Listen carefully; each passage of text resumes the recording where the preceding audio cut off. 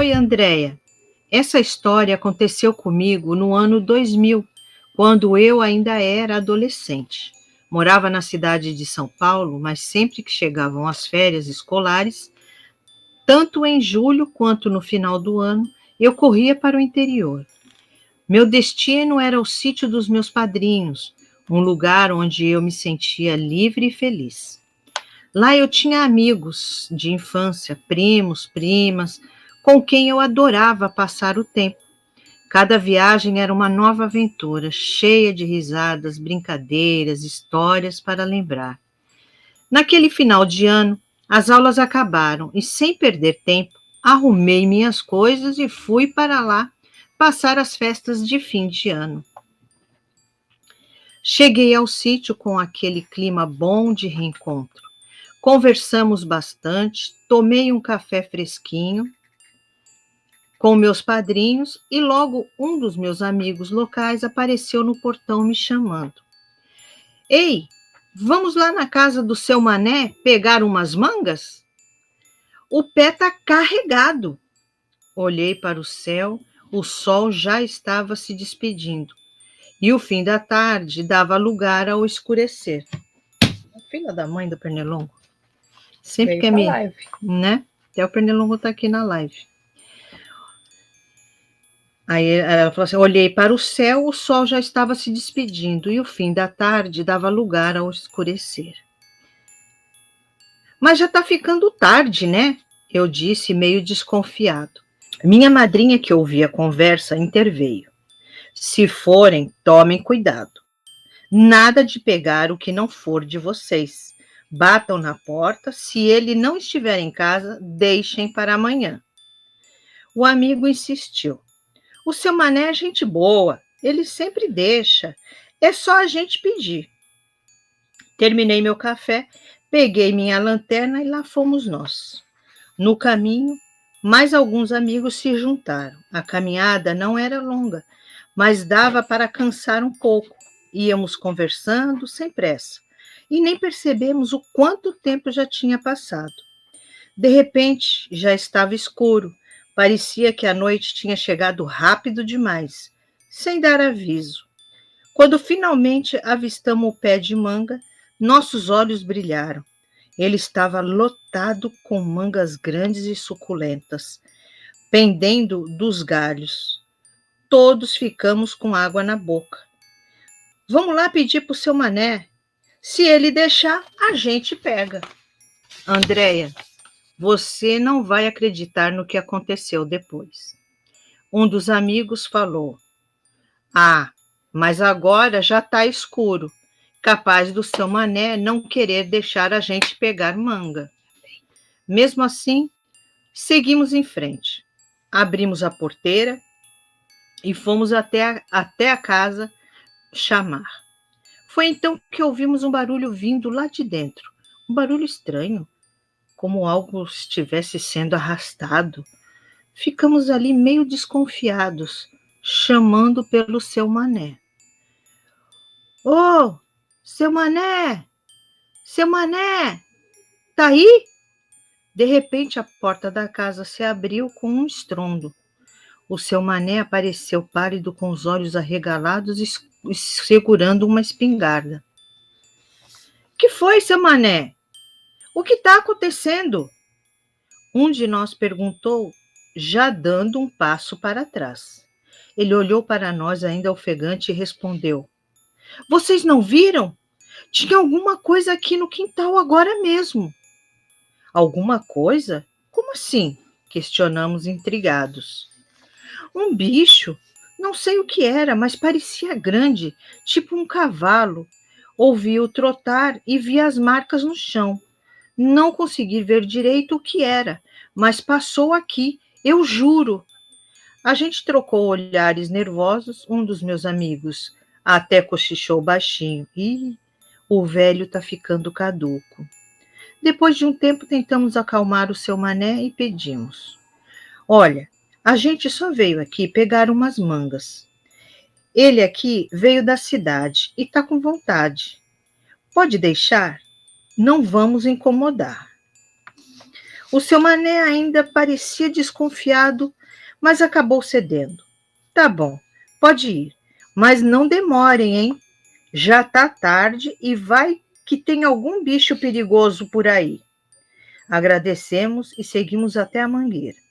Alguns começaram a sacudir os galhos com uma vara, enquanto outros subiram na árvore e começaram a jogar as mangas lá de cima. Tudo parecia normal, até que ouvimos um som vindo da estradinha estreita ao lado da mangueira. Era um som de trotes, como se de um cavalo estivesse se aproximando. Um dos amigos, que estava no alto da árvore, parou e gritou: Gente, olha lá atrás! Que bola de fogo é aquela? A gente achou que ele estava brincando. Pare de besteira e joga logo as mangas. Já está tarde, vamos acabar com isso logo. Mas o tom de voz dele mudou. Eu não estou brincando! Olha ali! Ai, tô arrepiando. Quando olhamos, vimos um clarão se aproximando pela estradinha. Era um brilho intenso, alaranjado, que parecia flutuar no ar. Ficamos todos paralisados. Meu Deus, o que é isso? Alguém murmurou com uma voz trêmula. Conforme o clarão se aproximava, percebemos que não era uma simples luz.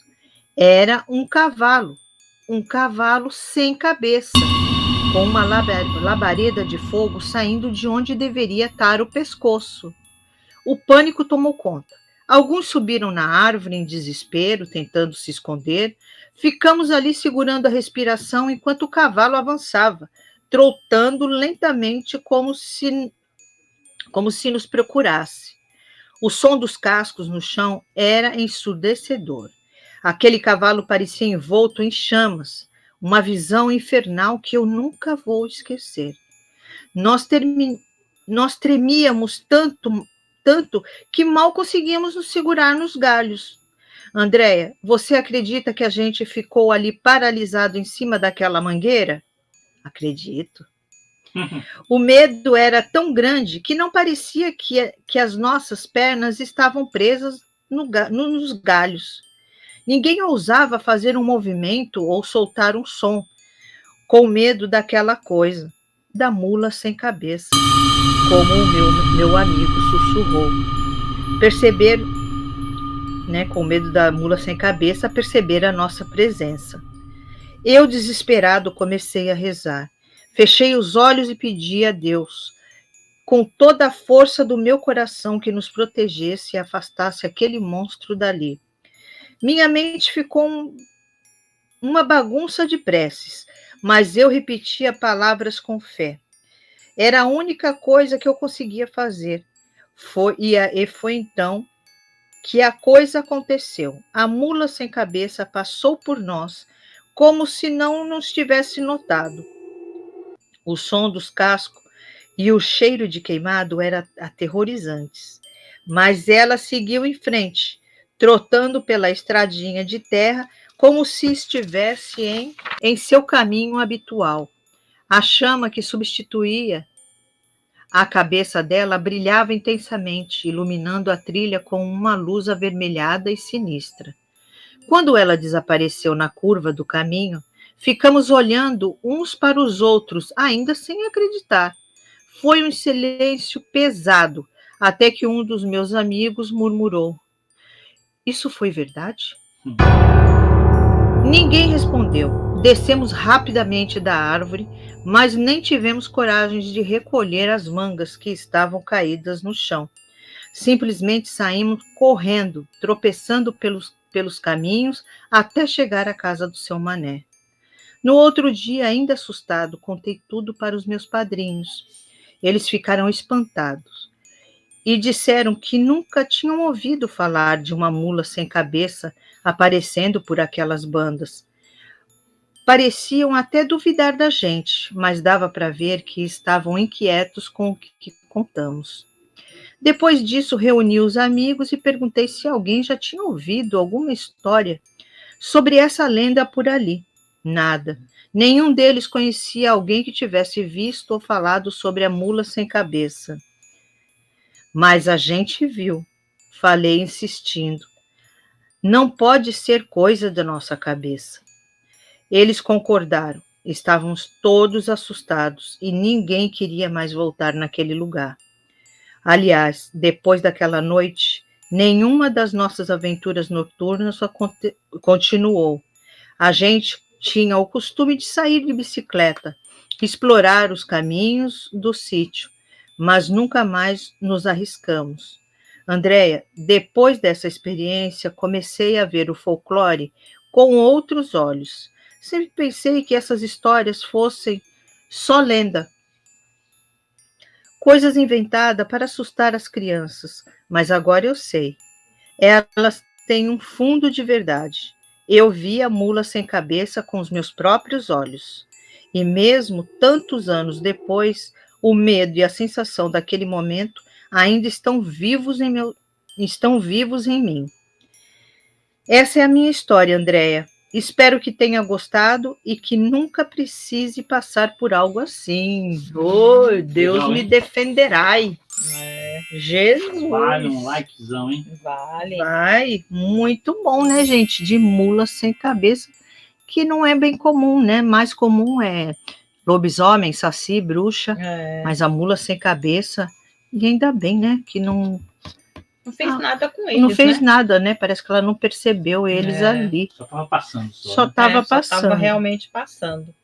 Meu Deus do céu. E o Neco lá? Eles deviam, né? Deviam ter ido. Mané? Seu Mané? Mané. O seu Mané, eles deviam ter ido lá para perguntar, né? Se ele sabia, né, de alguma história sim. de mula sem cabeça por ali. Ele ficou assustado. O homem estava assustado, né? A mula sem cabeça, antes deles chegarem ali, ela já tinha passado ali na casa do seu Mané. Então, mas aí que tá. Será que ela chegou a atacar o seu Mané? Nós estamos a 17 inscritos para chegar a 3 mil. Gente, já vamos chegar a 3 mil. Faltam 17 3 mil inscritos nos assustados de plantão. Para chegar a 3 mil. Essas últimas semanas aí estão sendo bem produtivas. Valéria escrevendo aí sobre o caos aí. Muito bom, né? Valerinha que gostou do caos, muito bom. Eu gosto muito desses causos sobre folclore. Eu também gosto bastante desses causos assim. Mas eu gosto, né, de folclore, assim, né, mula sem cabeça, saci, lobisomem, mas eu gosto mais mesmo de assombração. Espíritos, fantasma, esses eu adoro. Mas esses contos folclóricos, assim, me lembra bastante voltar lá na minha época de escola, quando a gente tinha aula vaga, né? Aí a gente tinha aula vaga, aí a gente ficava, às vezes a gente não queria ir para o pátio atentar, né, a nossa diretora, então a gente às vezes estava frio, alguma coisa, a gente ficava dentro da classe mesmo. E como nossos amigos, né, a maioria dos nossos amigos, os pais deles, e até eles mesmos, né, eram tudo vindo, né, de lá do Nordeste, né, lá de Pernambuco, Recife, Bahia, né, Paraíba, eles eram tudo de lá. E aí, nessa hora que a gente ficava lá no fundo da classe, eles ficavam contando, né, a botija de ouro, a mãe d'água, né, e também da mula sem cabeça, do saci. A gente ficava escutando aqui, eles contarem, né, que experiências que os próprios pais, né, avós passaram ali por esse tipo de experiência com a mula sem cabeça também, que eles contavam muita coisa. Então, quando sempre tem algum conto assim do folclore, né, a gente volta lá atrás. Eu volto lá atrás na escola, quando a gente fazia essa roda de causos. Sim. E os meus avós contavam muita coisa desse tipo.